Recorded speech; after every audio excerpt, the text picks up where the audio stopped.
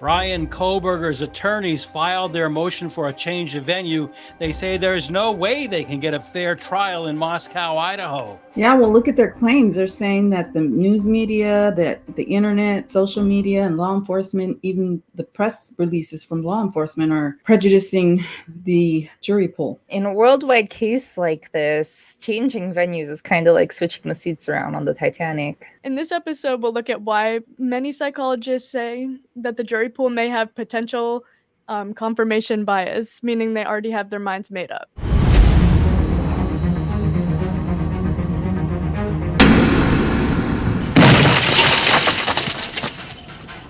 Is a change of venue really a possibility? I'm Lainey Law. And I'm attorney Andrew Myers. And today we have the wonderful attorney Yoli with us, as well as intern Red. How are you guys doing today? Fine, thanks. So the defense is filed for a change of venue. Is that going to happen? Like we mentioned before, this is a worldwide case. You see it everywhere online. You see, I'm sure the entire state of Idaho is buzzing. Is it really going to matter if we move from one courtroom to another? Is this going to make a difference? Why are they doing this? What's their argument here? Well, Yoli and I have been going over this motion all week, and it was filed with 300 plus pages, including exhibits and police press releases and examples of bias and all kinds of experts. So, we're not going to sit here and read all 300 pages. Here it is. This is the memorandum in support of the motion to change venue. They're citing, the United States Constitution, the Idaho Constitution, statutes in Idaho, and even a court rule. I see people like reading the whole thing, and I'm an attorney. I find it boring. So if I find it boring, I think people out there are going to find it boring. So we're going to just highlight the really important stuff. And it's really important to point out that Mr. Kohberger is protected under the constitutions, both of the United States and the state of Idaho. His protection to a fair and impartial jury is infringed without a change of venue. A fair and impartial jury cannot be found in Latah County because of the extensive publicity that is ongoing and inflammatory. The inflammatory nature of the publicity has included inaccurate information and inadmissible information. So here, 300 pages, and they call it the abbreviated factual background. So media coverage of the case that later became State versus Bryan Kohberger began in the early afternoon of November 13th, 2022, when news broke of 4 homicides in Latah County, Idaho. Extensive media coverage ensued for 6 weeks during the police investigation prior to the arrest of Mr. Kohberger. Daily updates were available from Moscow Police Department, hereinafter MPD. Often participating in the updates or press releases was the Latah County Prosecutor and Chief of Police, James Fry. These broadcasts were played on television, news stations, as well as print and digital media. Social media covered the investigation with the Moscow Police Department, updating its Facebook page and providing press releases and media statements generally. Moscow Police Department's investigation included law enforcement partners from Idaho State Police and the FBI. Media coverage, particularly in the market covering Latah County, was replete with story after story in local newspapers and news stations. Media focus did not stop with locally targeted news stations or newspapers. It extended into magazines, books, crime TV shows, and the current medium of information and opinion sharing, the dreaded internet. All right, I added the criminal internet. Well, not only was there daily updates with law enforcement, but wasn't Scott Green also involved in those updates? That was my first thought. I was like, they were hanging out every day. Oh, yeah. Do you want to jump right ahead to that, Yoli? Why would Scott Green have anything to do with this? I mean, I thought that he wrote his book. He was in those press conferences in the very beginning, and then he wrote his book. I thought he was out of the picture. No, is that not true? Well, no. He was involved in the updates, according to his own book, and it's odd because the crimes did not happen on the university campus. And so it's just odd to me that he was involved in those updates. And it's not like the Idaho University, the University of Idaho's police department was involved, because then that would mean they would maybe likely be involved in the updates, but it's the president of the university who's involved. And this did not happen on campus, but ironically now the property now belongs to the university. Isn't that funny, though, that initially, we were led to believe that the university and the law enforcement people were kind of working in conjunction with one another. Green and his henchmen at the university were actually sitting in on meetings with law enforcement twice a day. So they were supposedly working together. But now the attorneys for Bryan Kohberger are saying this is one of the reasons that he can't get a fair trial. Part of the impact is increased because much of the initial information came from authority figures. This early information was accompanied by emotions, which deepened preset opinions. A good example specific to the population of Latah County comes from the University of Idaho President Scott Green.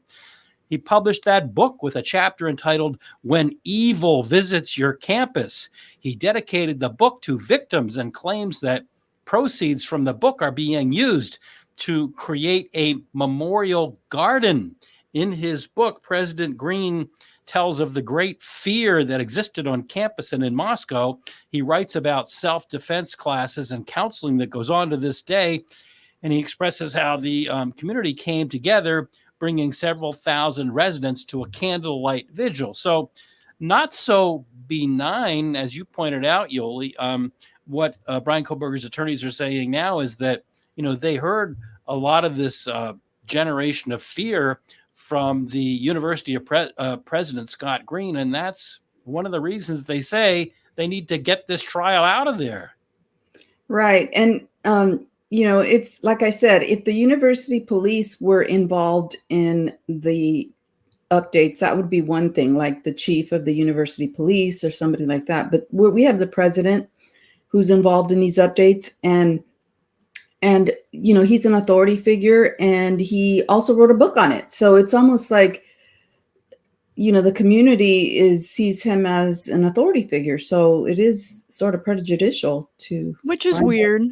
When do you ever hear that like somebody who owns a university has any sort of like say in anything? No, Just commandeering it. Yeah. Well, that's the thing, is you don't know what was said and what the updates involved, and it just, it's very strange. Yeah. It's very strange. Yoli, you and I both have been reading this all week, and can you help me with this portion here? What is the actual issue? Can you read that portion for us? What is the actual issue in this case, and what's the standard, and why is that important? Okay, so I'm going to read the highlighted area. It says, consequently, the question posed by a motion to change venue is whether a reasonable likelihood exists that pretrial publicity has affected the impartiality of prospective jurors. And that's the case of State v. Hall, 1986 case. And then it says, the phrase reasonable likelihood denotes a lesser standard of proof than more probable than not.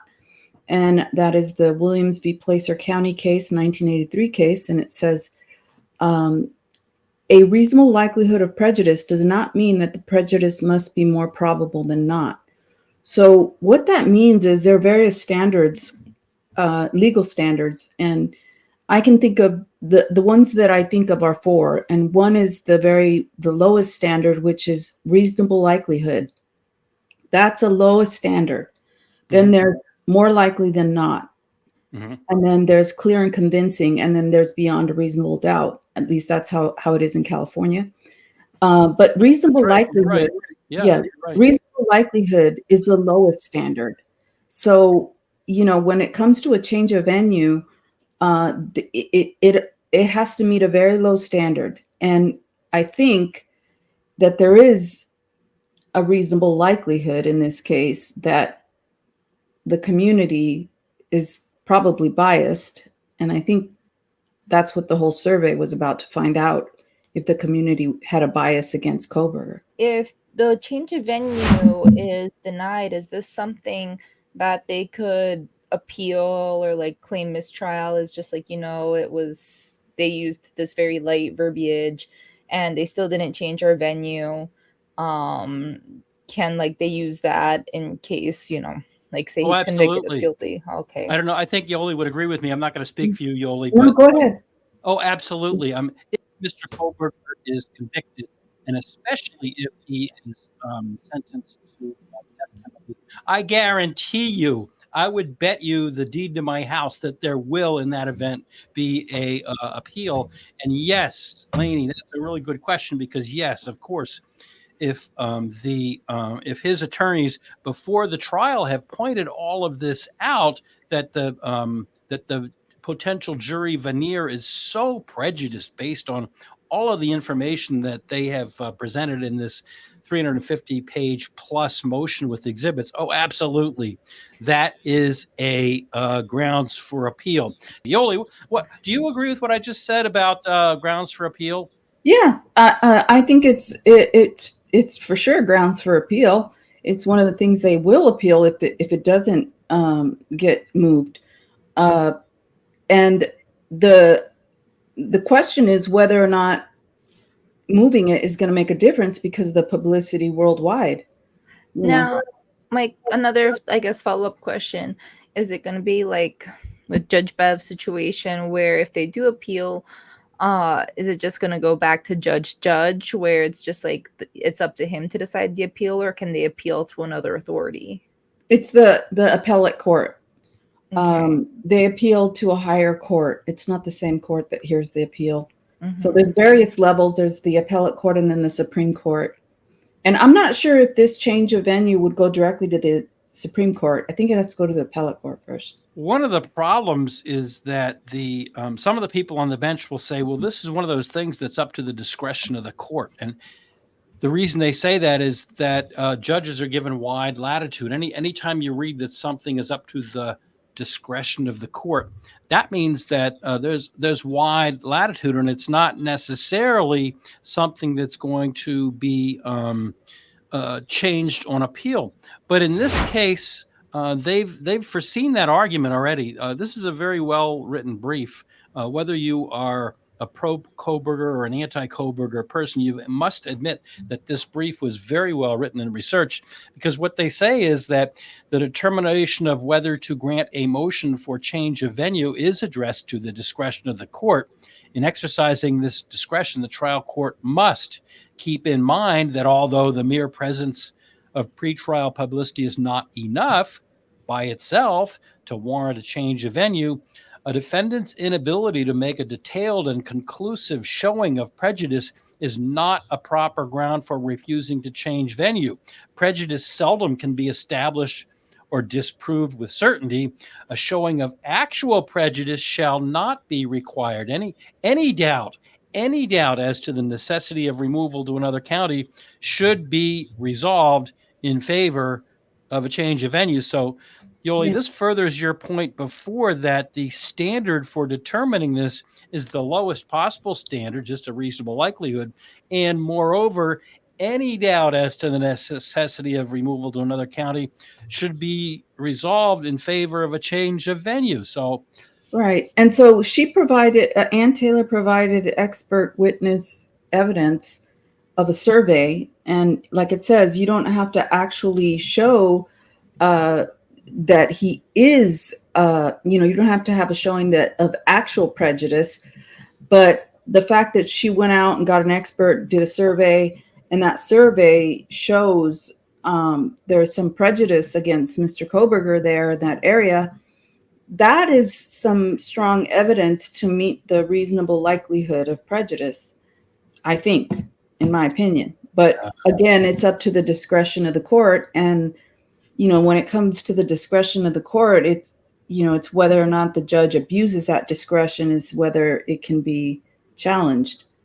Well, it wouldn't seem to me that there'd be a lot of room to not abuse that discretion if the trial is not moved, because if there's any doubt at all, then the venue has to be changed. And looking at this motion, it seems to me that, it's fairly clear. It's fairly clear. I'm not one to buy all of the, extensive research that the experts do. And as a former member of the media, it's easy to blast the media. People blasted us every single day. Every single day there was some critique of something that we did, and somebody's feathers were in a ruffle because of something that we said. But at the same time, this motion goes into a great deal of detail that we can take a look at as to the publicity surrounding this case. And there's no question at all. I mean, Yola, you're on the West Coast, we're here all on the East Coast, and everybody in between has taken a look at this motion. Extensive surveys show actual prejudice, and how State versus Kohberger is an extreme case where a venue change is required. Media saturation in Latah County has been continuously heavy since the deaths were reported. Public interest in the case does not wane. Stories about the case and Mr. Kohberger come in the form of, some of this language is a bit flowery, comes in the form of published books, television crime shows, internet platforms, social media, news stations, and newspapers across the nation. The most coverage from these sources has occurred in Latah County. Coverage runs the gamut of reporting on items contained in court filings to reporting about what, quote, unnamed sources, unquote, have said, as well as reporting based on other media stories. Well, if you're a reporter, you do have unnamed sources, and I know people don't like that. People don't understand that. People in the news media are excoriated for that. But, I mean, remember, the entire Watergate case was based on what unnamed sources, to wit, what turned out to be the CIA guy, Deep Throat. So, you have unnamed sources. You just do, and you verify them, you qualify them, but Ann Taylor really wails into the media here. These stories are often rife with misinformation and speculation. Well, remove the gag order and maybe we'll have something to report, okay? That's what's causing all the speculation is the gag order. And I think the speculation is really the big part of this all, because like it was saying, like news coverage itself isn't really gonna change the venue, but now you have all these crazy conspiracy theories like rampant all over the place. And I would think that I don't really necessarily know how that's going to play into this document in particular, but that's a huge part of it too, where it's not just people reporting on it, it's people making up crazy stuff like tunnels. Tunnels. Wait, you mean to tell me there's no tunnels, really? I haven't been there myself. I hear that if you look at the destruction of the house video, you can kind of see some tunnels. So one of the arguments is, this media coverage is worldwide. I mean, there are people in every country, looking at this case. And people all over the world are looking at this case. So is moving the thing really going to have any kind of an impact? But here's Ann Taylor's response to that. Media from locations outside Latah County is easily accessible to a potential juror. However, Latah County residents have received the most media saturation within the state.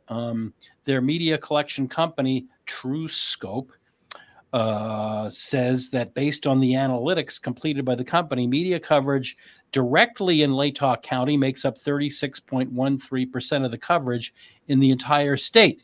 The statistics indicate that this is 36.13% of traceable media. That means newspapers and television. More than 1/3 of the total print and news coverage is centered in Latah County. More than 1/3 of the traceable media in one county is astonishing. However, considering that Latah County comprises only 2.75% of the entire population of Idaho, the oversaturation and resulting prejudice is magnified. So I don't know. I can see her point. Can you guys see her point? Yeah, I see her point.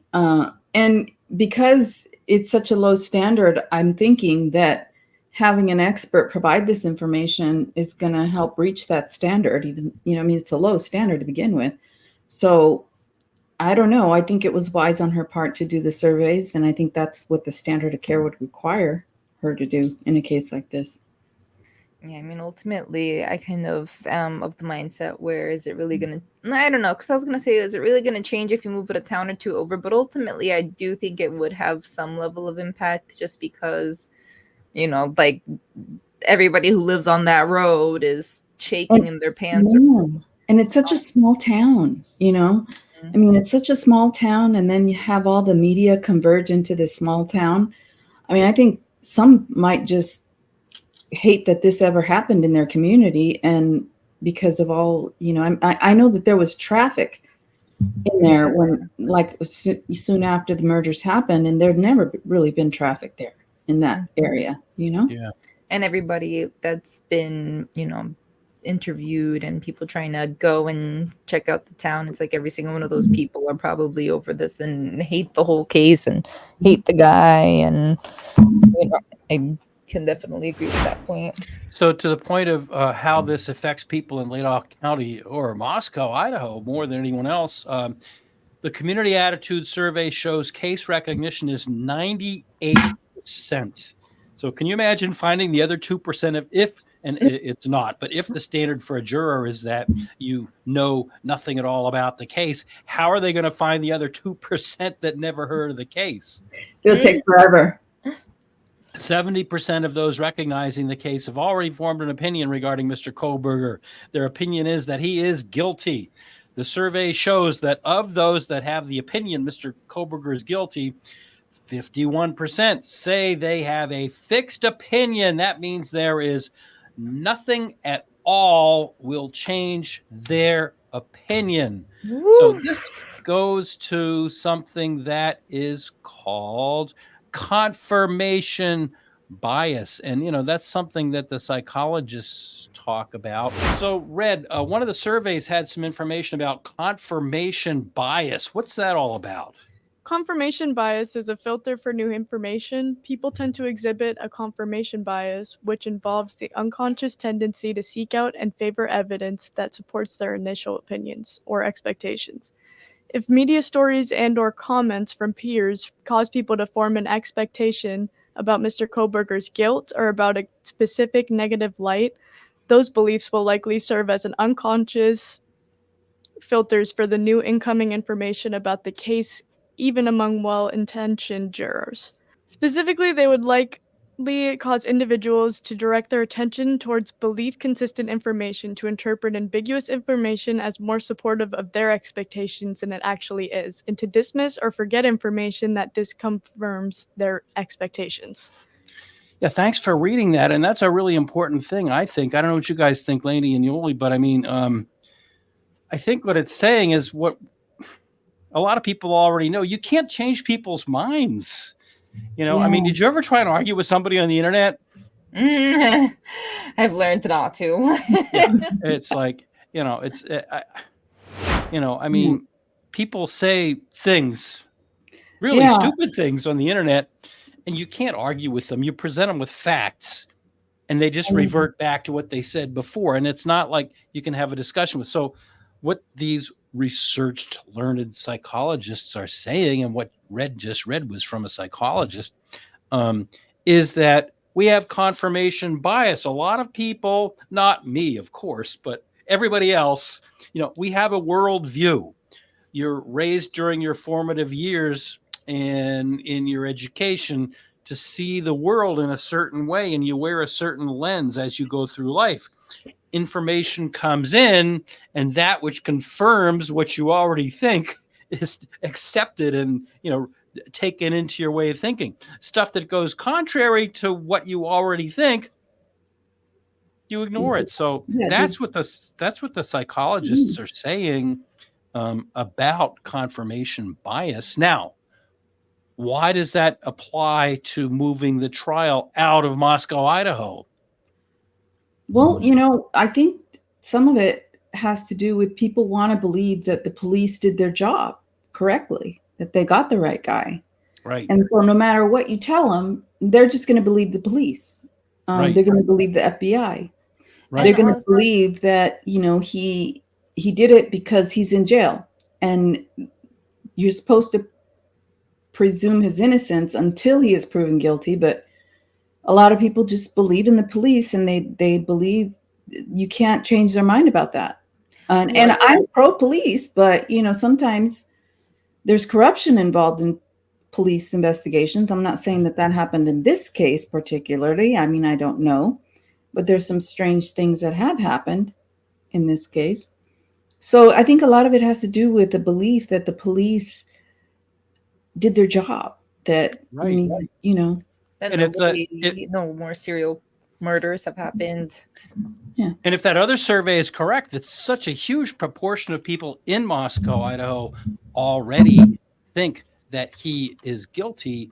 If so many people in Moscow, Idaho, already think he's guilty, that confirmation bias that exists in that relatively small town is going to mean no matter what evidence you bring into the case, they're going to give a much greater weight to the evidence that tends to prove that Mr. Kohberger is guilty. And when the exculpatory evidence comes in, that's going to go in one ear and out the other. So that's why I think that they're bringing confirmation bias into these expert reports in this case. And Moscow, Idaho is a really tiny little town. So pretty small jury pool. And so that's, I believe, what they're trying to say here. Right. Yeah. I mean, I think ultimately too, especially it being a college town and the victims unfortunately being college students, I think that colleges especially is where a lot of information gets transferred from person to person. The fact that, like you said, is like we want to believe the police did their job, this person's in jail, no more quadruple homicides have happened since. I feel like the people reasonably would be pretty convinced that it's not, that everything's cut and dry, because you don't want to be laying in bed awake at night hoping that it's not going to happen to you. You have to kind of believe that he did it if you want to believe that you're safe. Here's one of the things that one of the experts said. Two distinct dangers arise from holding a capital trial in a small community where the victims of the high-profile murders are local residents. The first is that jurors will be distinctly aware of community outrage, and as a result, some are likely to fear that many of their neighbors and co-workers will ostracize them if they do not return a sentence of death. In one publicly reported case that starkly illustrates that phenomenon, then Arkansas Governor Mike Huckabee commuted a death sentence where a juror, Gene Stinnett, petitioned the governor because he acknowledged voting for the death sentence because he feared being shunned by the residents of his small town. And, that's not right. That's not determining the case based on the evidence, which is what a jury's job is supposed to be. And it's not like it's Boston where it's like you can have your jury and it's just like these people get to like disappear into the city and maybe none of the jurors know each other. It's a small town, so the likelihood that the jurors know each other, and even though you're not really supposed to, they'd be like, oh, I'm on the jury, so and so's on the jury, da da da da da da da. Like, you're not going to really be able to hide who's there, so, or any problems that might happen in the room. We're already seeing with the Karen Reed case that the jurors are chit-chatting and talking about everything. It's going to be impossible to keep these people's safety if they're not all on the same page. There's another little side note. I want to get more into the size of the town of Moscow, Idaho, but Yoli, help me out here. There was a little side note here about Chief Fry. Tell us, what did Chief Fry have to do with this? Well, this is very, very interesting because Chief Fry is running for sheriff now.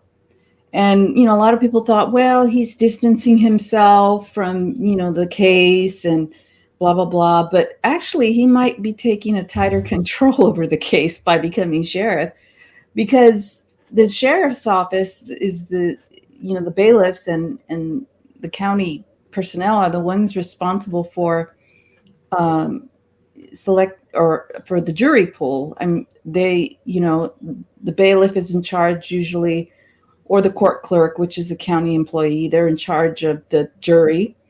It's a bailiff and a county clerk most of the time. I don't know how it works in Idaho, but the county would be in charge of selecting, sending out the jury summons to the county of Latah.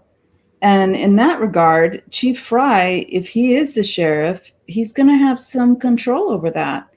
And he's also going to be a witness in the case because he was, the chief when this crime occurred. And he made a lot of media statements about what happened in this case, especially early on. And his position, if he's elected sheriff, it would allow him to summon jurors and be in charge of the jury that is selected, and even in charge of which jurors get called in to possibly be selected.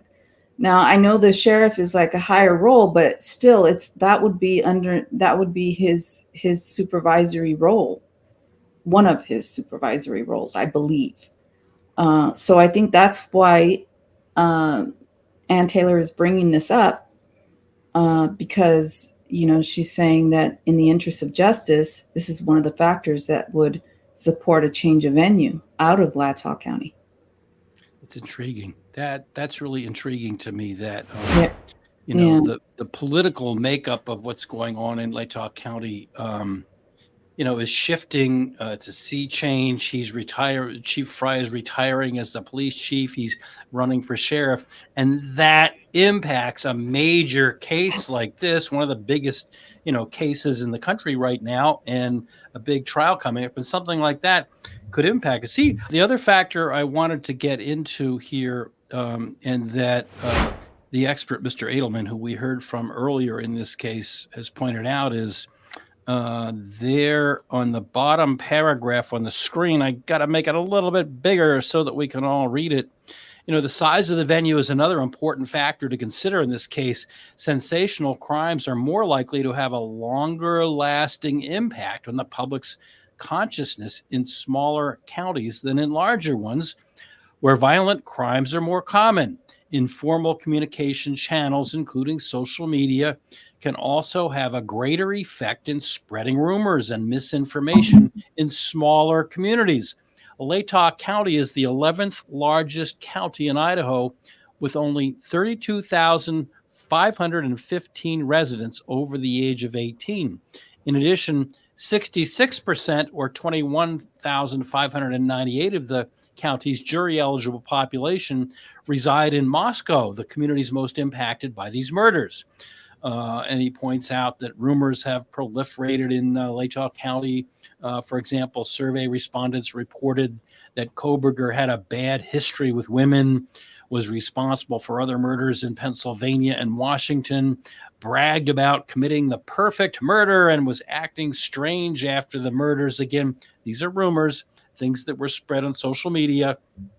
Others reported that he was obsessed with one of the victims, had dated her, which is not true, tracked her location at all times, which was not true, and had been in the house in the past. Survey respondents also mentioned rumors about drugs, other suspects involved, an online business that was sexual in nature, and parties at the victim's house. So here's where the demographics of it come into play. The survey data show that the media coverage has shifted the burden of proof to the defendant, which is not right. Many Latah County prospective jurors exposed to prejudicial media coverage hold a presumption of guilt. Approximately 67% of survey respondents who knew about the case reported that Bryan Kohberger is guilty of murder, with 25% indicating that he is definitely guilty. The presumption of guilt increased to 81% for those who recognized 7 or more media items. In addition, 51% of survey respondents reported that Kohberger would have a difficult time convincing them that he is not guilty of murder. And Yoli, that turns the whole burden of proof on its back, doesn't it? Yeah, it's not his job to convince anybody. It's the prosecution to prove he did it beyond a reasonable doubt. And Mm. it's the same thing like with the alibi. It's a procedural thing. You have to bring in your alibi at a certain time, but that doesn't mean that you can never give an alibi. I mean, that would be, punitive. And the other thing is, I wonder in these surveys how many of these people actually just said, yeah, I believe Bryan Kohberger's guilty, so that they can get this trial out of there because they don't want the mess. You know what I mean? Yeah, That- I do understand what you're saying, but on the other hand, I understand what Ann Taylor is saying, because the media coverage, and I watched a little bit of early on. I was reading a little bit of the Spokesman newspaper, and I was reading some of that, and they did pretty much follow the law enforcement's lines. Whenever the law enforcement said something, they pretty much just repeated it. And at the top of the profession, the Court TV has very much sided with law enforcement. They did that. They did that documentary that's been re-aired several times. It's called "The Case Against Bryan Kohberger." Now, I'm going to date myself and age myself right now. When I went to school and took journalism classes, we were taught something that doesn't exist anymore. We were taught that reporters are supposed to be objective and look at both sides of a story and report all of the facts, the pros and the cons. And if two people are running for mayor, you talk to both of them and get both perspectives, and then you report on the whole story. Well, I know that I'm dating myself now to expect that anybody in the news media is objective, because now we have what's called advocacy media, and Court TV and others have done that. In that case, they've said, this is the case against Bryan Kohberger. And it's true. They had a couple of sound bites with a defense attorney who was then roundly criticized by others on the panel. But just the pervasive media coverage in this case. And what happens when statements that law enforcement made turn out to not be true?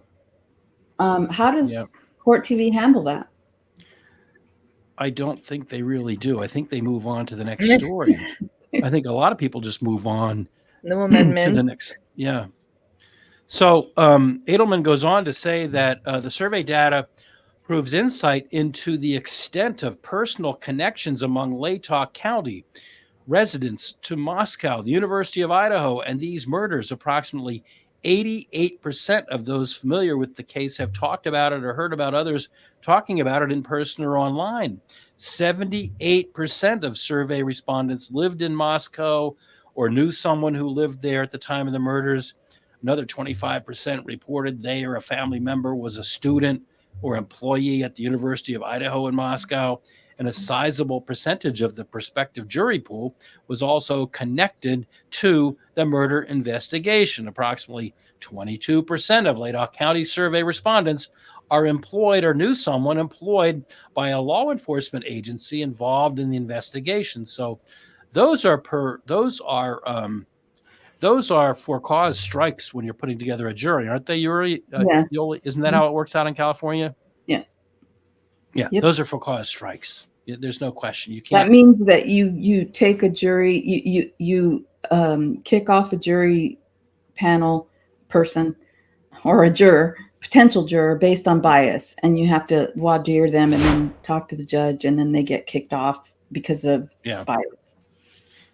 Yeah, and somewhere in this 300 plus page document, it says that you can't really trust voir dire in this era of confirmation bias, because people might want to be able to think, oh, I'm objective. I've heard about it, but I can put my thoughts aside and be objective. No, you really can't, because if you're filled with that confirmation bias, it is ingrained in you, and you can't. And that's what the psychologists are saying.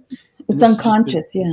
Yeah. So Latah County residents lived in a perpetual state of fear during the search for the killer. Many survey respondents reported that they started locking their doors for the first time. I've never understood that. We've always locked our doors. When I grew up in Pennsylvania, I've never understood people that don't lock their doors. I've grown up in neighborhoods where you could just walk into people's houses 100%. I have never been that person, but it is so common. It's crazy. I grew up in a very safe neighborhood in a different era where I walked to school. I walked to my elementary school. But if I wanted to go next door and play with the 3 kids that lived next door, their door was locked. So I've never understood but anyhow, that's me. So many survey respondents reported that they started locking their doors for the first time, and parents feared for their children's lives. More than half, 56% of survey respondents reported that they or someone they know experienced higher levels of stress, anxiety, or fear during the manhunt. That number increased to 63% for Moscow residents. The comparison surveys also found significant case recognition and bias across alternate venues. Approximately 90% of Canyon County and 84% of Bannock County survey respondents were familiar with the case.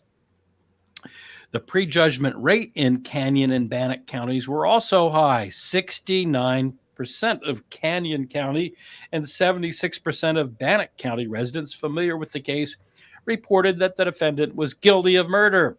So what's the solution? Here's the solution, according to this motion by Kohberger's defense attorneys. Ada County is the largest county in Idaho with 406,000 residents over the age of 18. Its population is more than 12 times the size of Latah County.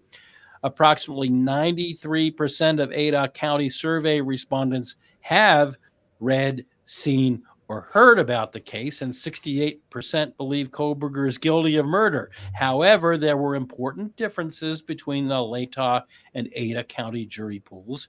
Ada County residents are far less invested in this case than their Latah County counterparts.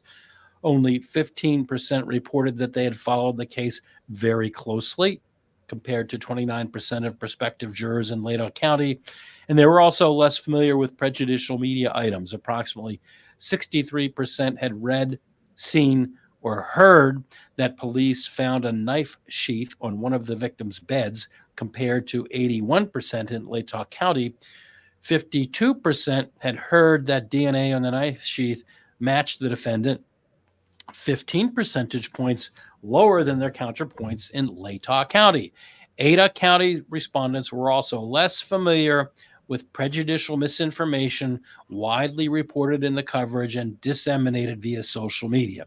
For example, just 35% had heard that the defendant allegedly followed one of the victims on social media. So that seems to be what is being suggested by the defense team for Bryan Kohberger right now, is that, Ada County is much bigger, 12 times more people, and the people are not so closely invested in these institutions like law enforcement and the University of Idaho.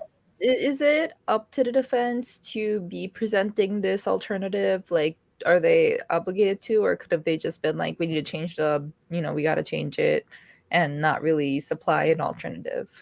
I don't think they're required to show an alternative, but anytime you're showing a negative, don't you think you should, just by logic and reason, don't you think you should give an alternative? Mm-hmm. Yeah, no, I agree with that. And also it's it's a little bit funny to me too, because it's just like, even this alternative that they're presenting, like, there's still so much coverage there. They're just like, it's like, we have this other place, it's like, instead of 30 and 29%, it's 15. It's like 15 is like so high, but I get it, especially when you have a population that's so much bigger. But what can you do in this situation where we talked about it's a worldwide situation going on? Well, we'll give equal time when the prosecution comes out with their opposition, which I'm certain that they will, whether it's Ashley Jennings or Bill Thompson or both of them together. When they file their opposition, I don't know. I'm trying to think what they can say. I guess your argument, Lainey, is part of it. No matter where you go in Idaho, there's going to be prejudice. And Bill Thompson had said in a prior hearing, well, when I went to Mexico, people asked me, what about that Idaho 4, case? So that's what he's going to argue. Doesn't matter where you go. I guess what the bottom line here, and we do have to wrap it up pretty soon. The bottom line, I guess they're saying, there's prejudice everywhere. The news media has stunk everywhere. Their words, not mine. And so we need to take this someplace where at least there's more potential jurors to pick from, and also they're not invested in these institutions like the law enforcement and the university. I don't know. That's my closing thought. What do you guys think? I mean, I kind of said it before. I think it's a little sad in the defense's case where, obviously we want this case to be handled appropriately, but the fact that they're just like, yeah, we'll go to this other place where there's still kind of mass coverage, but it's not as crazy, which I agree with. I mean, ultimately, I do think that the Latah County people are going to be prejudiced, like you said. It's just like they're locking their doors at night, which they should be locking their doors. If you're watching this, lock your door. But it's like if that you kind of have, like I was saying, it's just like you kind of have to believe Kohberger is guilty if you want to be able to sleep at night if you live in that neighborhood. Yeah. I don't know. I wonder what the defense or what the prosecution is going to argue with regard to this survey. Because if you recall, the cross-examination of Dr. Edelman by Bill Thompson was a mess. That was at the prior hearing, that emergency hearing about the surveys. So she's going to call Dr. Edelman again as a witness in this hearing. And I wonder what the actual cross-examination, if any, will be from the prosecution. I mean, I wonder if they'll attack his methodology and how he did the surveys, or if they're going to have their own expert, but lately I don't think I've seen any counter experts to the defense's experts. I mean, it's not trial yet, but I think that Bill Thompson and the judge want to hold on to this case like a dog with a bone. And I know I used that analogy in the last episode. And apparently Mr. Fry wants to hold on to the case as well. They just don't want to let go of this case. They don't want to let this case go to another county. So they will, I don't know, they'll come up with some other case law. Yoli, I haven't had the time to really do the research, but generally if somebody cites one case, if you can't find another case that says something different, you can distinguish you can read the opposing view, you can find some legal argument, then they might find an expert that will go up to Ada County and say, oh yeah, everybody up in Ada County is also prejudiced, or attack the way that the surveys were done, that they weren't done properly, and whatnot. But I would think you'd need to have another expert to testify that the expert didn't do his work properly. So I don't know, but that hearing is probably going to last all day. Oh my goodness, that's going to be a long hearing. And the other thing is that anytime you have one person who's a psychologist say something, there's going to be another one that'll counter it. So I don't know, Red, do you have any closing thoughts for us? What are you've been sitting here watching this whole thing, and you told us about the confirmation bias thing. What are your thoughts about all of this? I don't know. I mean, I don't really think that they're going to move it. The whole case is really fishy. If another state gets a hold of that, they're going to see the same thing. So they want to keep it. Yeah, they want to keep it. Yeah. All right. So thank you guys so much for watching, and be sure to stay tuned. We have a special surprise at the end. Andrew, is there anything that you have to say for our viewers? Whether you're in the grocery store or the gas station, no matter where you are, please be kind to the other guy. Please be pleasant to the other guy, because you know what? You don't know what the other person is going through. Also, don't personalize your comment. We love comments. There are people down below in the comments that totally disagree with us, and I'm sure there will be more people down below that totally disagree with us, and that's fine. I actually read the comments, and I've gotten some ideas for future episodes. You know how when we do the 5 red flags or the 3 yellow flags, I've actually gotten red flags from you. But please do not personalized. For example, I'll give an example. Yoli and I were talking about this before. We had Lucky, Unfiltered Lucky was a guest, in one of our previous episodes, and most of our people loved him. They said, Lucky, it's good to see you over on this channel. Lucky, we like you. Lucky, everything's great. And I think 99.99999% of the people liked Lucky.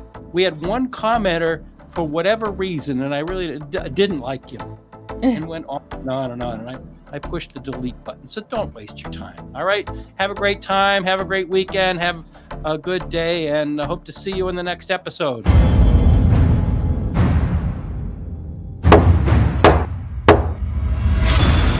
You have been watching About the Law, a production of the law offices of Andrew D. Myers in Methuen in the Merrimack Valley of Massachusetts and in Derry, just outside of Manchester, New Hampshire. Remember to click the like and subscribe buttons down below. And if you enjoyed this video, be sure to share it with your friends and others. If you'd like to talk to me about an injury case, a car accident, a slip and fall, a serious bodily injury case, or some other case, please feel free to contact me. I'd love to talk to you. You can contact us through my website at attorney-myers.com. We have a contact us block, or you can call on one of the telephone numbers we've given there, or you can email me at andrew@attorney-myers.com. The foregoing is offered for informational purposes only. It is not intended as and does not constitute legal advice. Laws vary widely from state to state.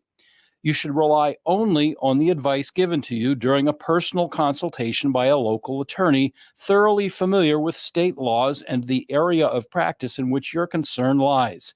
This podcast must be and hereby is labeled advertisement in some jurisdictions.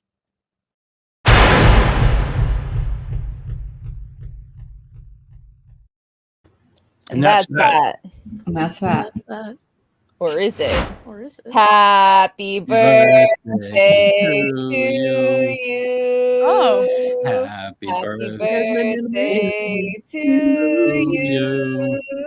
Happy birthday, birthday, dear Red. Red. Happy birthday to to you. Yay! Thanks, guys. Appreciate the animation. I think we should all keep our day jobs. Information. Yes, happy birthday. Oh, look at the puppy. He liked the singing. He came over for it. Well, he's getting big. He's growing. Instead of 5.5 pounds, he's a whopping 6.5 pounds now. Well, he looks bigger. Yeah, he's mostly brushed out. Every day his hair gets fluffier and fluffier, it seems. It must be hot. Every night he sleeps in the bathroom, I think, because the floor is the coldest there. He's got all the beds in the world and he chooses the bathroom. Okay. Happy birthday. Okay, happy birthday. Red. Bye. Bye. Bye.